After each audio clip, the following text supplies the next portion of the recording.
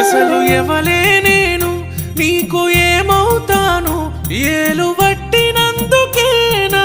ఎంటున్నావు తాలి గడితివె నువ్వు చివరిదాకా నేను తోడుగా ఉంటా నీకు నే అమ్మవుతాను పుట్టిడు కట్టాలున్నయ మనకు ఈ రోజుంటై రేపుండై దిగులెందుకు నాతో సుఖముండదమ్మ నీకు ఎట్లయితే గట్లాయే ఇక చూసుకుందము